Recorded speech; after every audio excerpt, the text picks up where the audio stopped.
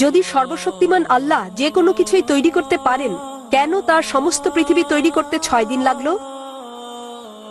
বোন প্রশ্ন করলেন যে আল্লাহ যদি যে কোনো কিছু সৃষ্টি করতে পারেন তাহলে কেন 6 দিন সময় নিলেন। বোন, আল্লাহ যদি চাইতেন একদিনে সৃষ্টি করতে পারতেন, তখন আপনি বলতেন যে কেন একদিনে তৈরি করেছেন, 6 দিনে কেন নয়? কারণ আল্লাহ 6 দিনে এটা বানাতে চেয়েছেন। কোরআন বলে যে আল্লাহ যা ইচ্ছা করেন তাই সৃষ্টি করতে পারেন। অনেক আয়াতে আছে, আল্লাহ বলেন কোরআনে সূরা আলে ইমরান অধ্যায় 3 আয়াত নম্বর 59, إن مثل عيسى عند الله كمثل آدم خلق من تراب ثم قال له كن فيكون।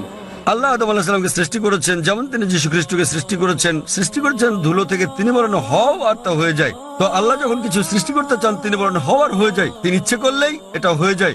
আল্লাহ যদি ইচ্ছে করেন আপনি 9 মাস পরে জন্মাবেন, তাহলে আপনি 9 মাস পরে জন্ম নেবেন। আল্লাহ যদি চান 1 সেকেন্ডে, তাহলে মাত্র 1 সেকেন্ডেই। তো আল্লাহ চাইলেন যে তিনি কোনো কিছু 6 দিনে সৃষ্টি করবেন, তাই তিনি করলেন।